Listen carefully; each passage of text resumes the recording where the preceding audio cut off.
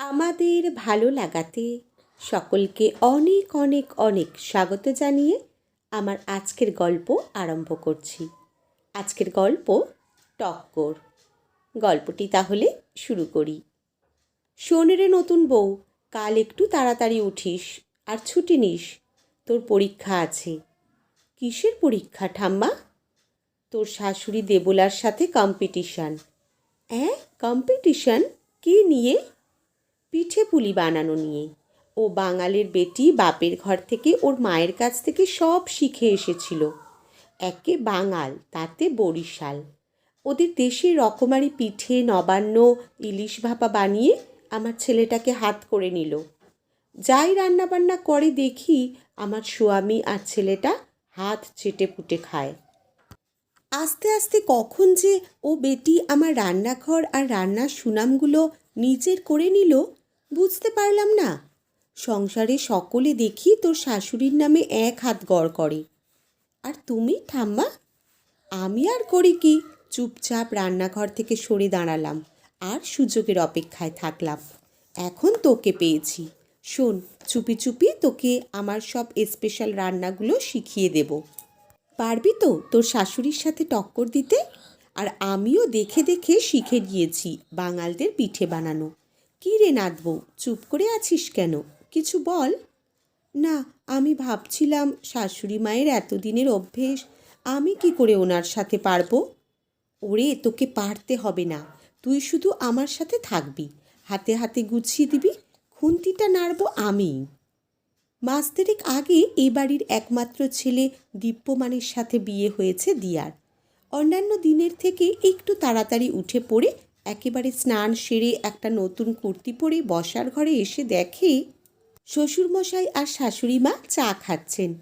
তাকে দেখেই শাশুড়ি দেবলা জিজ্ঞেস করলেন, কি ব্যাপার দিয়া, আজ এত সকাল সকাল, কোথাও যাবি নাকি? না, এমনি। ওনাকে বলা যাবে না, ঠাম্মা আগেই বলে রেখেছেন সব ব্যাপার হবে চুপি চুপি। দেবলাকে সারপ্রাইজ দিতে হবে। দেবলা বললেন, আমি শপিংয়ে যাচ্ছি, তুই তাহলে আজ বরং বাড়িতেই থাক, কোথাও বেরোস না। আজ পৌষ পার্বণ, বিয়ের পর শ্বশুরবাড়িতে তোর প্রথম পার্বণ। তোর বাবা মাকে ফোন করে বিকেলে আসতে বলছি, সবাই মিলে জমিয়ে পিঠে খাবো আর আড্ডা দেব। আমি দুপুরের মধ্যে ফিরে এসে পিঠে বানাবো। দিয়া এবার ঠাম্মা হেমনলিনীর ঘরে যায়। দেখে ঠাম্মাও বেশ রেডি হয়ে গেছেন। ওনার ঘরে নিরামিষ গ্যাসে কাজের মেয়েকে দিয়ে নারকেল কুড়িয়ে তাতে গুড় মিশিয়ে পুর বানানো চলছে। নতুন চাল আর পাটালি গুড়ের গন্ধে চারপাশটা সুগন্ধে ম ম করছে। ঠাম্মার হাতে হাত লাগিয়ে একে একে অল্প করে সাঁচের পিঠে, পাটিসাপটা, পুলি পিঠে, দুধ পুলি, মুগ সামালি, মালপোয়া সব সুন্দর করে বুঝে বুঝে শিখে নেয় দিয়া। অবাক হয় দেখে যে সত্যি দিয়া নিজেই এগুলো বানাতে শিখে গেছে। সব পিঠে পুলিগুলোকে ভালো করে ঢেকে রেখে এবার সে উঁকি দেয় শাশুড়ি মায়ের হেসেলে আর চুপচাপ নিজের ঘরে গিয়ে বিশ্রাম নেয়। সন্ধ্যাবেলা লাল হলুদ মধুবনী কলকার সুন্দর একটা সিল্ক শাড়ি পরে দিয়া। চোখে কাজলের প্রলেপ, লিপস্টিক দিয়ে ঠোঁট রাঙিয়ে লম্বা স্ট্রেটনিং করা চুল খুলে দু হাতে বানানো পিঠের ট্রেটা নিয়ে হাসি মুখে বসার ঘরে ঢোকে। দেখে এর মধ্যেই বাবা মা চলে এসেছে।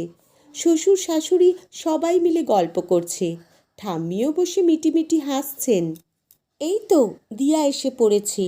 কিন্তু এই কি, তোর হাতে এসব কি? ও মা, কি সুন্দর গোলাপ পিঠে, গোকুল পিঠে, রসবড়া, মালপোয়া, এসব কখন করলি দিয়া? আমি তো শুধু পাটিসাপটা আর পায়েস করেছি।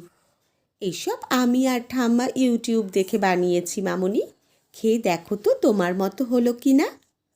দেবলা শাশুড়ির দিকে তাকিয়ে দেখেন হেমনলিনী হাসছেন। দেবলা হেরে গেছেন শাশুড়ি মায়ের কাছে। এদেশীয় মেয়ে দিয়াকে খুব একটা পছন্দ ছিল না দেবলার। বিয়ের পর এদেশীয়র বাড়িতে এসে ধীরে ধীরে বাঙালির মেয়ে দেবলা নিজের ছাঁচে সংসারটাকে বেঁধে ফেলেছেন।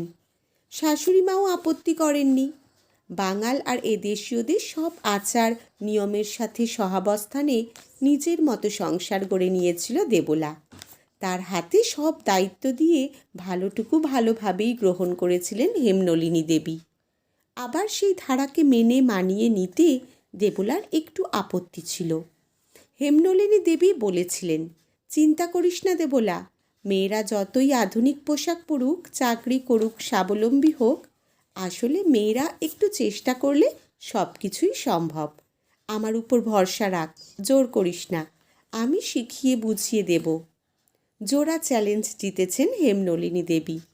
নাতবউকে জিতিয়ে সংসারে তার গুরুত্ব আর অবস্থান চিনিয়ে দিয়ে ভরসা জুগিয়েছেন, দিয়া পারে, দিয়ারাও পারে। দিয়ার বাবা মাও ভীষণ অবাক হয়ে গেছেন তাদের মেয়ের এই সাংসারিক রূপ দেখে। তার হাতের পিঠেপুলি খেয়ে চোখ জুড়ে আনন্দাশ্রু। আমি একটু আসছি বলে দেবলা উঠে যান। একটু পরেই দুটো প্যাকেট হাতে নিয়ে ফিরে আসেন। এই নিন মা, আপনার পুরস্কার। দেখুন বাঙালির মেয়ের রুচি পছন্দ হলো কিনা। জড়িয়ে ধরেন হেমনলিনী তার বৌমা দেবলাকে। তোমার পছন্দে আমার সব সময়ই আস্থা আছে বৌমা।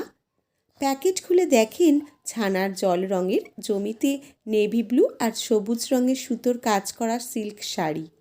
খুব খুশি হয়েছেন হেমনলিনী। এবার আমার দোসরের শাড়িটা দেখাও। ভীষণ চমকে গেছে দিয়া।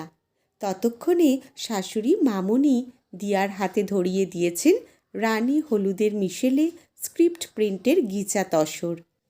এই নে তোর প্রথম পৌষ পার্বণে নিচে হাতে পিঠে বানানোর উপহার। এবার বুঝেছি এসব তুমি আর ঠাম্মার মিলিজুলি গট আপ কেস ছিল না। আমি কিন্তু খুব আনন্দে পেয়েছি আজ।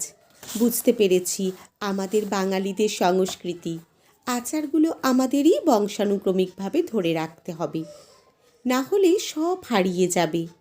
আমি গর্ব করে বলি আমি বাঙালি, তবে এদেশীয় আর বাঙালির কোনো কম্পিটিশনে নেই। তোমাদের দুজনের আশীর্বাদী হাত দুটো আমার মাথার উপর রেখো, দেখো আমি সব শিখে নেব। আর কথা নয় দিয়া, আমার বানানো পায়েস খেয়ে বল কেমন হয়েছে। সমবেত মিষ্টি মুখের উল্লাসে হেমনলিনী দেবলা দিয়ার মধুর হাসিতে কলরবে পৌষ পার্বণের মিষ্টতা দ্বিগুণ হয়ে যায়। আজকের গল্প এখানেই সমাপ্ত। কলমে শ্যামা নন্দী, পাঠে জয়তী। ধন্যবাদ।